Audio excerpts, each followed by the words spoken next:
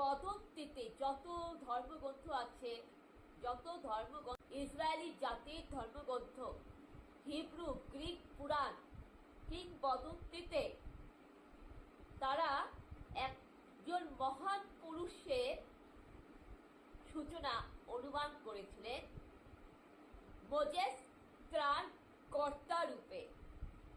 ঈশ্বরের কাছে 10টি অনুজ্ঞা গ্রাবেল দূত নিয়ে আসে। ইহুদি বংশোদ্ভূত ছিলেন ডেভিড।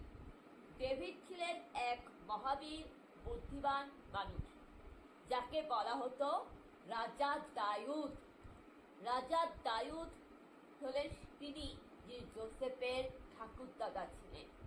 তো তিনি কবিতা রচনা করতেন, সঙ্গীত রচনা করতেন, এবং তারই কাব্য সঙ্গীত হচ্ছে বাইবেলের গীত সংহিতা, ভজন সংহিতা। বাইবেলের যে গীত সংহিতা, এটা হচ্ছে কোনো বাণী নয়, গল্প নয়। বাইবেলের গীত সংহিতা হচ্ছে একটা গান, অর্থাৎ বাইবেলের মধ্যে গান রচনা হয়েছে, গীতিকার। আর এই গীত সংহিতা সামবেদের সাথে মিল রয়েছে। আমি আপনাদেরকে আরো কিছু সঠিক তথ্য বলবো, যেটা হচ্ছে আজ থেকে প্রায়, যেটা হচ্ছে খ্রিস্টপূর্ব 63 অব্দে প্যালেস্টাইনে রোমানদের আধিপত্য শুরু হয়েছিল। জেরুসালেম শহর দখল করেছিলেন রোমানরা।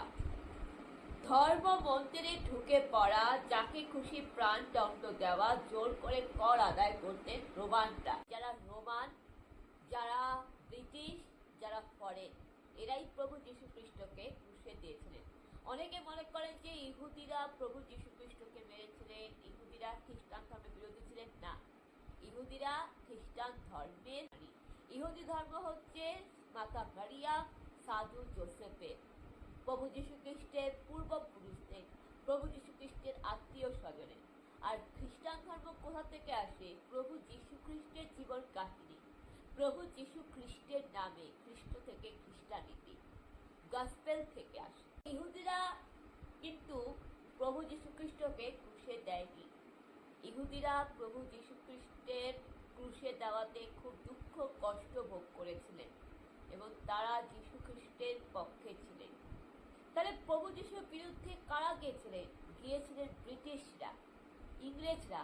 এই যে ফ্রান্স, ব্রিটেন, ইংল্যান্ড, এদের দেশের লোকেরা, পূর্বপুরুষরা। রোমান ছিল, ওই সময় কিন্তু জ্যোতিষশাস্ত্র ছিল। বাইবেল কিন্তু জ্যোতিষশাস্ত্র বিষয় বলে। বাইবেল কিন্তু আবার ভাববাদী, ভবিষ্যৎবাণী পুস্তক। বাইবেল কিন্তু গণনাও করে।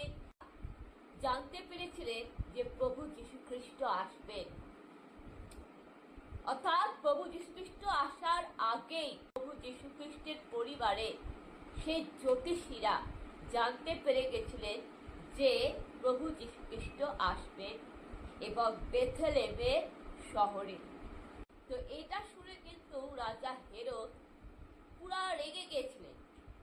রাজা হেরোদ পুরা রেগে গেছিলেন। কেন? রাজা হেরোদই হচ্ছে সেই বাইবেলের ডেভিল। রাজা হেরোদকে বলা হয় বাইবেলের ডেভিল, শয়তান, শয়তান লোক বলা হয়। তার অধীনেই পৃথিবীতে অরাজকতা চলছিল, অন্যায় অত্যাচার চলছিল, এবং তিনি ছিলেন অন্যায়ের লিডার। এবং রাজা হেরোদ ভয় পেয়ে গেছিলেন। কেন? তার কারণ প্রভু যীশু খ্রিস্টের দ্বারাই তিনি বধ হবেন। প্রভু যীশু খ্রিস্ট এমন একটা মানুষ, আর তিনি তো শয়তান, অর্থাৎ ঈশ্বর আসছেন অসুরকে বিনাশ করতে। অসুরটাকে রাজা হেরোদ। তাই রাজা হেরোদ ভয় পেয়ে গেছিলেন, এবং তিনি ভয় পেয়ে তিনি কি করতে লাগলেন? 200 বছর ধরে প্রত্যেকটা বাড়ি বাড়ি গিয়ে বাচ্চাদের হত্যা করতে লাগলেন। এইটার সাথে আমরা শ্রীকৃষ্ণের জীবন কাহিনীর কিছু মিল খুঁজে পাই। যেখানে কংস পুরো পাপী ছিলেন, কংস পুরা দানব ছিলেন, এবং কংসেরও পাপের ঘোড়া পূর্ণ হচ্ছিল, তখন কংসেরও কিন্তু দৈব বাণী পেয়েছিলেন যে ভগবান শ্রী বিষ্ণু আসবে কংসকে বধ করতে। যার জন্য কংস দেবকীর 7টা পুত্রকে হত্যা করেছিলেন। কেন? কংসের ভয় ধরে গেছিল, যে কংস জানতে পেরেছিলেন ভগবান বিষ্ণু আসবেন দেবকীর কোলে, অর্থাৎ কংসের বোন।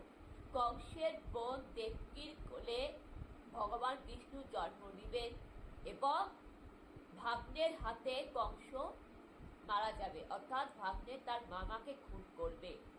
এই ভয়ে তো কংস দেবকীর প্রত্যেকটা সন্তানকে মারতে লাগলেন। ভয়, কিসের ভয়? যে একজন পৃথিবীতে আসবে, একজন ঈশ্বর, একজন মহান মানব আসবেন, একজন প্রভু আসছে পৃথিবীতে, তাকে অর্থাৎ পাপের বিনাশ করতে। যার ভয়ে কিন্তু কংস প্রত্যেকটা বাচ্চাদের হত্যা করেছিলেন। ঠিক একইভাবে রাজা হেরোদ এতটা অন্যায়, এতটা নিষ্ঠুর ছিলেন।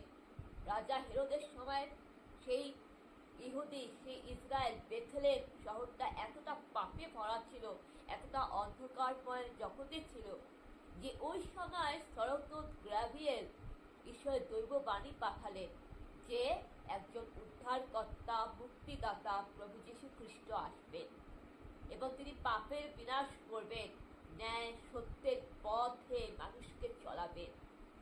এবং সেই জ্ঞানী পণ্ডিতরা রাজা হেরোদকে বলেছিলেন প্রভু যীশু খ্রিস্টের কথা, এবং তিনি সেটা জানতে পেরে তিনি ভয় পেয়ে কি করলেন, ওই 200 বছর ধরে জেরুসালেমে, বেথলেম, রোমে প্রত্যেকটা বাচ্চা শিশুদের তিনি হত্যা করতে লাগলেন।